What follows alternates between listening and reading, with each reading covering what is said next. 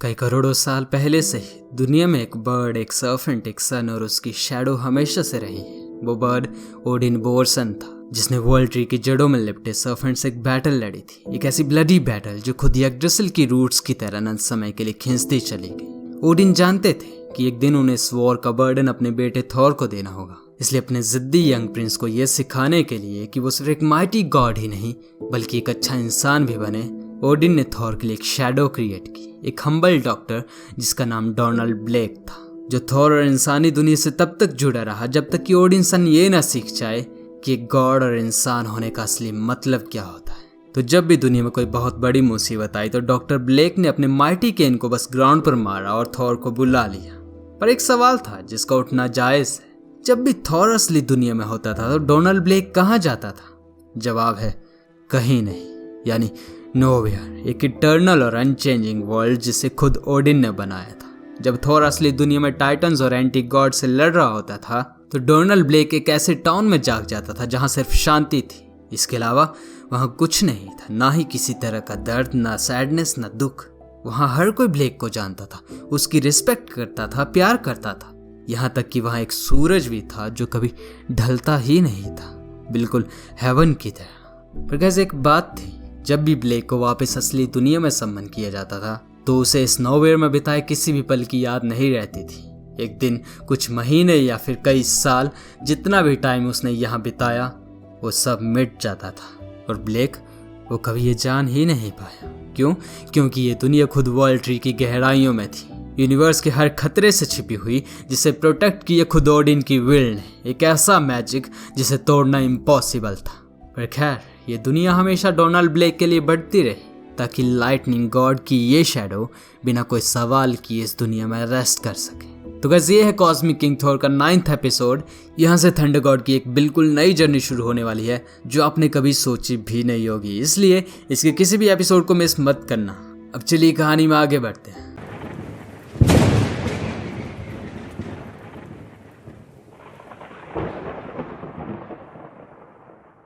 Thor इस वक्त Asgard में था। लोकी और वो एक साथ पी रहे थे। लोकी कहता है, Thor, as a god of stories please मुझे ये बताने दो, ये डोनाल्ड ब्लेक और उसकी एंडलेस परफेक्ट लाइफ की कहानी ये सबसे बोरिंग स्टोरी है, तो फिर क्यों?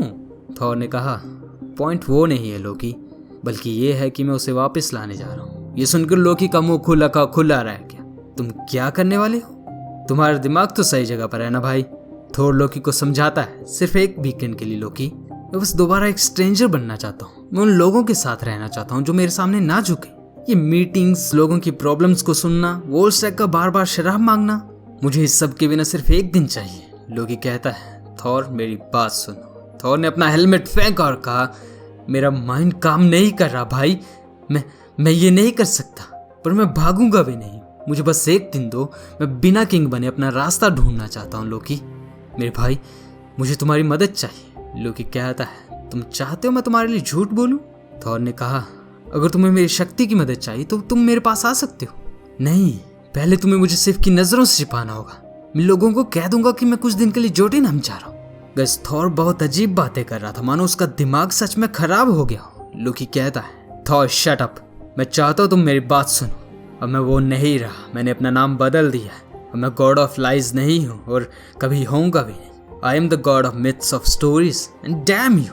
मैं कोशिश कर रहा हूँ कि अपने लिए एक नई बेटर कहानी लिख सकूँ, लेकिन फिर भी क्या करूँ मैं अभी भी सितारों में झूठ को महसूस कर सकता हूँ। थॉर ने कहा, तुम्हारा क्या मतलब है? मैं तुमसे झूठ क्यों बोलूँगा? लोकी कहता है, कुछ तो गलत है भाई, कुछ बहुत बड़ा। थॉर ने कहा, नहीं, मैं तुम्हें सब कुछ बता चुका हूँ। लोकी कहता है, कह दो भाई, कह दो और मैं तुम्हारी हेल्प कर दूंगा। थॉर मना करता है तो लोकी ने फिर कहा, तुम्हें बस एक बार कहना है। थॉर कहता है, लोकी तुम मेरे पेशेंस को ट्राई कर रहे हो, मैं कसम खाता हूँ कि गैस। तभी लोकी ने कहा, तो ठीक है, अब ये तुम्हारे तरीके से होगा। लोकी ने म्योनर को उठाया और थॉर पर दे मारा। थॉर अपने हैमर को कंट्रोल नहीं कर पाया, जबकि वो ऑल फादर है। लोकी शांत था। वो कहता है, ओह ये क्या था? तुम्हें लगा मैं नहीं जानता था? थॉर, ये सब नहीं चलेगा। मुझे पता है डोनाल्ड ब्लेक तब कहाँ जाता है जब तुम उसके साथ अपने शरीर और आत्मा को बदलते हो, पर मैं ये भी जानता हूँ कि तुम कहाँ होते हो जब वो यहाँ असली दुनिया में होता है। तुम एल्डर स्लीप में जाओगे, जहाँ ओल्ड डेड किंग्स तुमसे बात कर सकते हैं, है ना? हर कोई अब म्योनिर को उठा सकता है। एंशिएंट एसगार्डियन मैजिक्स कमजोर पड़ रहे हैं। कोई तो डेस्टिनी को डिस्ट्रॉय कर रहा है और तुम्हें इस सब के जवाब चाहिए। मैंने सही कहा ना? थॉर कहता है, हाँ मेरे भाई। तो लोकी ने कहा, और इसके बदले तुम चाहते हो कि तब तक मैं तुम्हारे उस डॉक्टर फ्रेंड की बेबी सिटिंग करूं? थॉर फिर से हाँ कहता है। लोकी ने कहा, ठीक है, मैं तुम्हारी मदद करूंगा। थॉर कहता है, क्या सच में? कि तुम मेरे लिए करोगे? लोकी ने कहा, हाँ थॉर, क्योंकि मुझे भी सबके जवाब चाहिए, और इसके अलावा तुम मुझ पर एक एहसान करोगे जिसका तुम्हें शायद फ्यूचर में पछतावा हो। थॉर लोकी की बात मान लेता है। थैंक यू भाई, अब मैं चलता हूँ। ये बोलकर थॉर ने अपना हैमर उठाया और जमीन पर एक थंडर स्ट्राइक। लोकी की आंखें खुली की खुली रह गई। थॉर, क्या ये काम कर गया? तो गाइस, ये काम कर गया। थॉर और डोनाल्ड ब्लेक को जगह बदले कई साल बीत चुके हैं। ये काफ़ी अजीब था, क्योंकि जैसे जैसे थॉर नीचे जा रहा था उसे महसूस हो रहा था कि यहाँ कुछ तो गलत ज़रूर हुआ है। Elder spirits, the ancient kings, उन्होंने अपनी आंखें थॉर से फेर ली थी। किसी गुस्से या डिसअपॉइंटमेंट में नहीं, बल्कि डर, शर्म और गिल्ट की वजह से। नीचे कुछ ऐसा हुआ था जो होना नहीं चाहिए था, और ये जिम्मेदारी एंशिएंट डेड किंग्स की थी। वे जानते थे कि अब जो भी थंडर किंग आगे देखेगा वो सहन नहीं कर पाएगा। थॉर देखता है कि डोनाल्ड ब्लेक के किंगडम के ड्रीम लाइक ब्यूटीफुल डेज अब बदल चुके हैं। यहाँ कुछ तो गलत ज़रूर हुआ है। ओडिन का वो मैजिक जो ब्लेक को ये जानने से रोक रहा था कि वो उस नकली दुनिया में कितने दिन, कितने महीने, कितने साल बिता चुका है, वो मैजिक टूट गया था। तो फिर क्या था? डोनाल्ड ब्लेक ने आसमान की तरफ देखकर अपने गॉड को चीख कर पुकारा, अपने सेवियर को, ताकि वो इस एंडलेस लाइफ से बाहर निकल सके।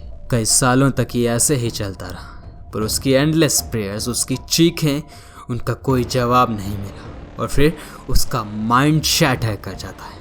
थॉर अनअवेयर था, उसे नहीं पता था कि उसके दोस्त के साथ ये सब हो रहा है। पर ब्लेक, वो पागल होने के कुछ सालों बाद ये ज़रूर जान गया था कि ये जगह, ये हेवन नहीं है, बल्कि ये हमेशा से एक प्रिजन थी।